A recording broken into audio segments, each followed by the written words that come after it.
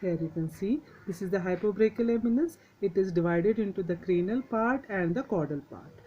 The cranial part, the cranial part of the hypobrachial eminence is known as the copula, and it is formed in relation to the second and third arch, and the caudal part is formed in relation to the fourth arch. The caudal part of this hypobrachial eminence form the epiglottis. Okay, and the second that the and the so what happened to this hypobrachial eminence? The cranial most divided into the cranial most part and the caudal most part. The cranial most part forms the posterior most part of the tongue, that is due to as it is formed in relation to the fourth arch, so it forms the posterior most of the tongue, and it is supplied by the superior laryngeal nerve, and the caudal part forms the epiglottis. Now we will see how the thyroid gland is formed. As I already told you, just behind the tuberculum impar we have the diverticula arises from the floor of the mouth and it goes downwards. So this downward diverticulum is known as the this is known, here you can see the site of foramen cecum. A diverticulum arises and it goes downward and forms a duct like structure that is known as the thyroglossal duct. Later on this duct bifurcates, and this bifurcations later on forms the lobes of the thyroid gland. So here you can see this thyroglossal duct come in relation with the, you already know that the that is known as the caudal pharyngeal, that is known as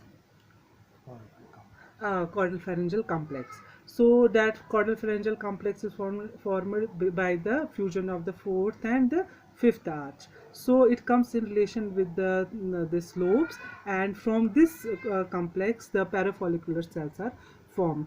As you know, the thyroid glands have the follicles, and that follicles are surrounded by the cuboidal cells, and between that follicles we have the parafollicular cells, that is the C cells. So parafollicular cells are derived from the caudal pharyngeal arch, and the rest of the cells are derived from the thyroglossal duct, which bifurcates and forms the lobes. The rest of this duct later on obliterates. Sometimes what happens, this thyroglossal duct may persist. If it persists, it may lead to the formation of the various anomalies, like the thyroglossal cyst. The thyroglossal cyst, cyst that may occur anywhere along the course of the duct. They may occur secondary opening on the surface of the neck to form the fistula. So it may be as a cyst or it may be as a fistula opening at the foramen cecum. Sometimes the carcinoma also arises from it. So it is important to remove it surgically and all the fistula, the remnants. So if we have the thyroglossal cyst, we have to remove all the tract of the thyroglossal duct. Just in relation to we have to remember that rise in relation to the hyoid bone. We have the another anomalies of the thyroid gland. That one thing is that sometimes we have the pyramidal lobe. This is the pyramidal lobe. It may arise from one of the lobe or from the isthmus. This is the isthmus is the joining of the two lobes. So pyramidal lobe is so common. It is usually seen. It sometimes we say it is a common. It is not an anomaly. It is a common because it is very common among the humans. So what is this? The pyramidal lobe is the extra lobe. It is maybe seen arising from one of the lobe or from the isthmus. Sometimes the lobe is connected to the hyoid bone through a fibrous tissue that is known as the levator glandulae thyroidae. Okay?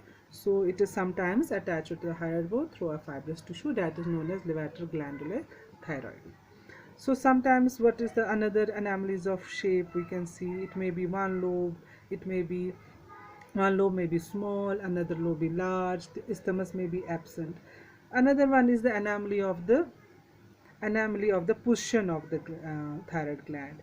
The anomaly is the position of the thyroid gland is usually seen in the lower part of the neck, but it may be seen under the surface of the tongue, that is known as the lingual thyroid. The thyroid may be seen under the mucosa of the dorsum of the tongue.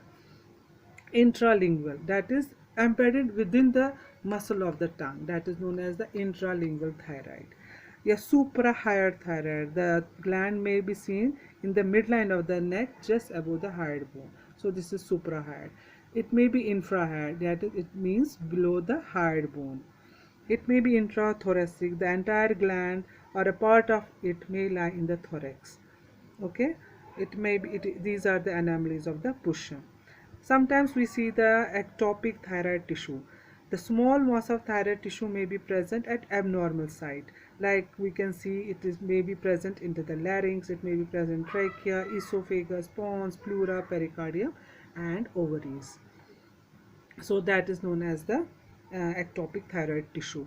Masses of the ectopic thyroid tissue may have described in relation to the deep cervical lymph nodes. So we can say the cancer, it may be represented as the lymph nodes from the carcinoma of the thyroid gland. Okay.